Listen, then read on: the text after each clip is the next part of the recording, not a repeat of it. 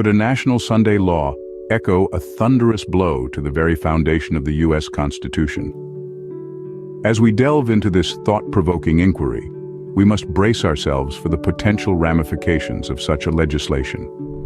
Imagine a law that mandates every citizen to observe Sunday as a day of rest, a day to step back from the industrial churn and reduce our carbon footprint.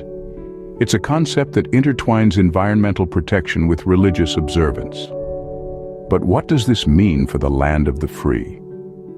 Firstly, it's crucial to remember that the U.S. Constitution enshrines in its First Amendment the freedom of religion. This means every American has the right to practice or not to practice any religion they choose. A national Sunday law, however, could infringe upon this right by imposing a religious observance on all citizens, regardless of their personal beliefs. Secondly, let's contemplate the economic implications.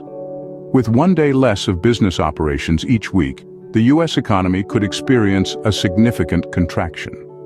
Some estimates suggest that GDP could shrink by up to 2% per annum. This could lead to job losses, decreased consumer spending, and potentially a recession. Moreover, the environmental benefits of a national Sunday law are not a given. While it's accurate that a decrease in industrial activity may lead to a reduction in greenhouse gas emissions, the offset could be an uptick in domestic energy consumption, as individuals opt to remain indoors. Therefore, the overall effect on climate change could result in a net zero effect, failing to deliver the anticipated impact. In essence, a national Sunday law could pose a constitutional conundrum, potentially infringing upon religious freedoms, with uncertain environmental benefits and potentially devastating economic consequences. It's a complex issue that warrants careful consideration and robust debate.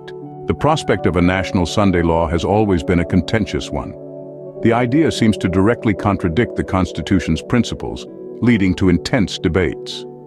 One such debate took place in 1888.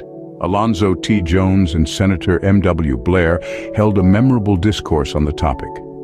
Senator H.W. Blair, who was the chairman of the Senate Committee on Education and Labor at that time, provided a stage for supporters of the Sunday law to express their viewpoints. In the midst of this, Alonzo Jones presented an argument influenced by the teachings of Jesus. His words struck a chord with the nation's leaders.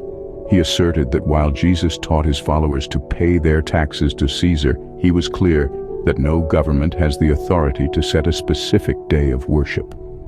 According to Jones, worship is a singular domain belonging to God, maintained through a relationship that exists solely between God and an individual, based on the individual's consciousness.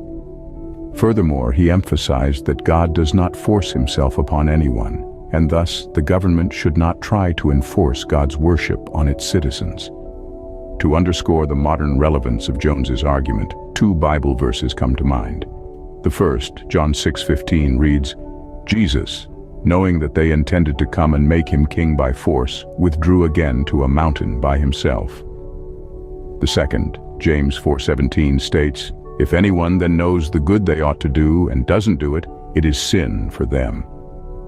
These verses underline the principle that Jesus backed away from forceful attempts to be pushed into a governmental role. Therefore, people, especially Christians, need to understand this. The implications of this understanding extend beyond the realm of worship.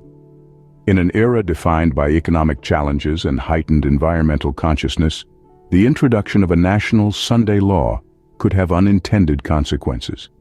With industries and businesses closing on Sundays, there could be a significant economic impact, affecting both the workforce and the wider economy. Moreover, the potential reduction in industrial emissions and domestic energy consumption, while initially seen as a positive, could also lead to unforeseen issues. As we consider these ramifications, it is crucial to remember that our strength as a nation is not merely in our laws, but in the core principles that form the bedrock of these laws.